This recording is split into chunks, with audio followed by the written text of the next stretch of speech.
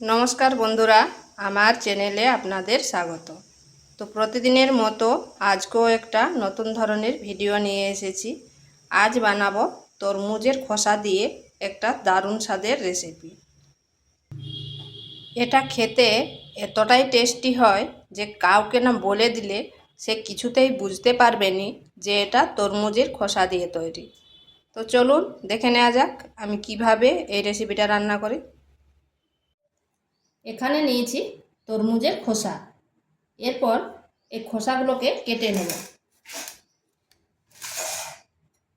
মানে এই সবুজ অংশটা বাদ দিয়ে দেব।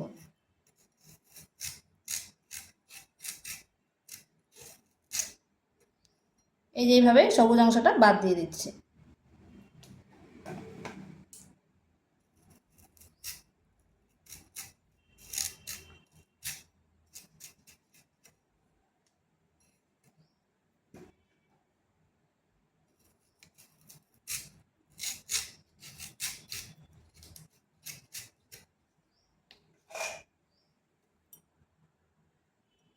সবগুলো এভাবে ছুলে নিয়েছি, ছুলে করে ভালো করে ধুয়ে নিয়েছি।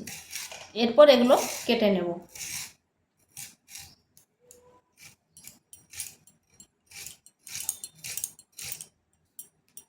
এইরকম ছোট ছোট সাইজ করে কেটে নিচ্ছি।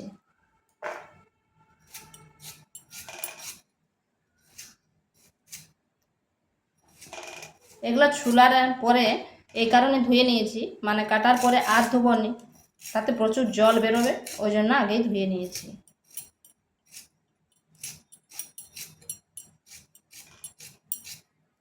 এইভাবে সমস্তগুলো কেটে নিচ্ছি। এইভাবে সবগুলো কেটে নিয়েছি। এখানে নিয়েছি চিংড়ি মাছ। চিংড়ি মাছটা ধুয়ে নিয়েছি। এরপর দিয়ে দিচ্ছি হলুদ গুঁড়ো আর সামান্য নুন।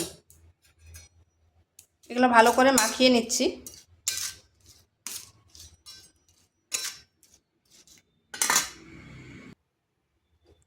কড়াইতে দিয়ে দিচ্ছি তেল।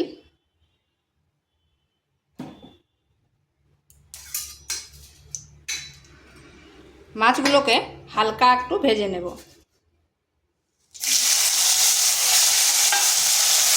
চিংড়ি মাছ তো খুব বেশি সময় লাগে না, আর খুব বেশি ভাজবো না, তাতে মাছটা শক্ত হয়ে যাবে।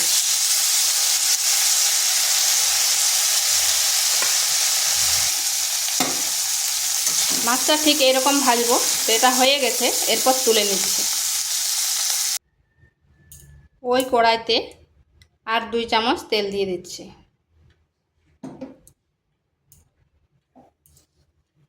দিয়ে দিচ্ছি একটা শুকনো লঙ্কা আর গোটা জিরা। দিচ্ছি একটা তেজপাতা। ফোড়ন থেকে খুব সুন্দর গন্ধ বেরিয়েছে। দিয়ে দিচ্ছি একটা পেঁয়াজ কুচি। মিডিয়াম সাইজের একটা পেঁয়াজ নিয়েছি, সেটা এইভাবে মানে কুচি কুচি করে কেটে নিয়েছি।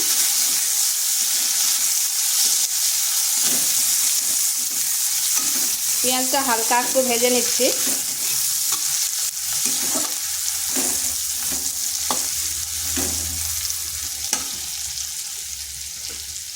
দিচ্ছি আদা রসুনের পেস্ট।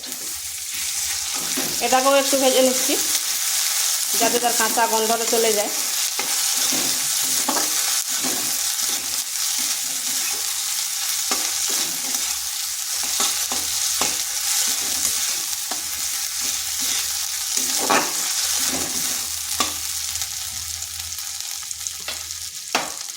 দিচ্ছি একটা আলু। আলুকে এইভাবে ছোট ছোট করে কেটে নিয়েছি।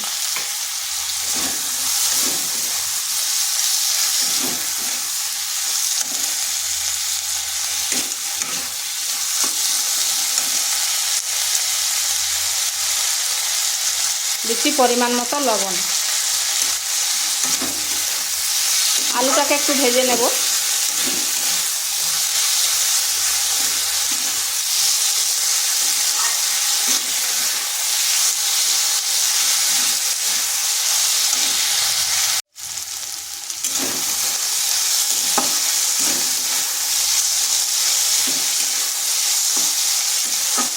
থেকে 4 মিনিট আলুটাকে এরকমভাবে ভেজে নিলাম।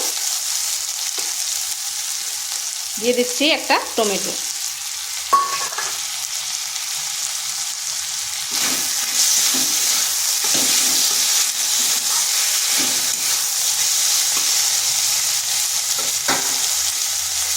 দিচ্ছি হলুদ গুঁড়ো, জিরে গুঁড়ো, ধনে গুঁড়ো আর লঙ্কার গুঁড়ো। এখানে সামান্য একটু জল দেব।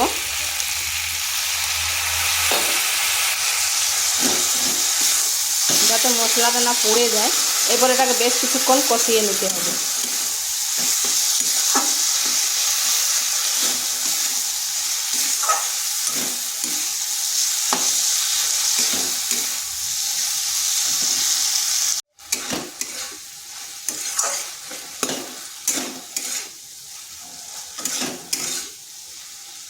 এটা কষানো হয়ে গেছে।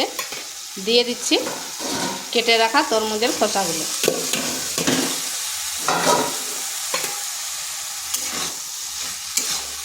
এটাকে ভালো করে এই মশলার সাথে মিশিয়ে নিতে হবে। এখানে আরেকটু নুন দিচ্ছি।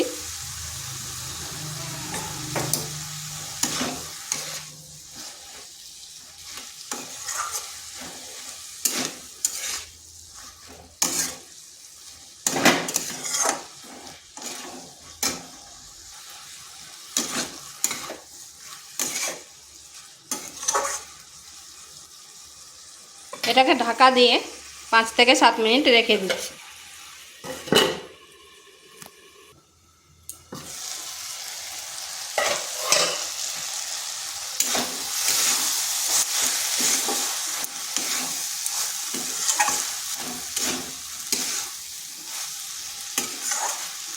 এরপর এখানে দিয়ে দেব জল।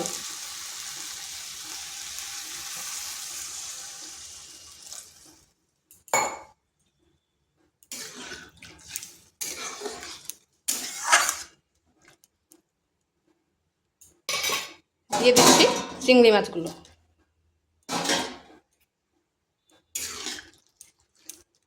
এটাকে ঢাকা দিয়ে আবারও বেশ কিছুক্ষণ রেখে দিচ্ছি।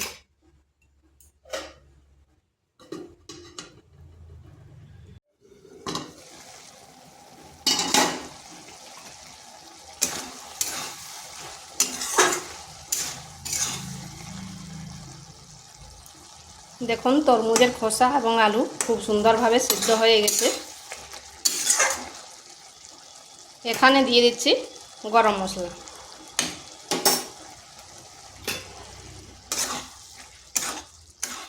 এইভাবে একবার তরমুজের খোসা রান্না করে দেখতে পারেন, খেতে কিন্তু অসাধারণ লাগে। আর কাউকে দিলে না বলে দিলে সে কিছুতেই বুঝতে পারবে না যে এটা তরমুজের খোসা দিয়ে রান্না।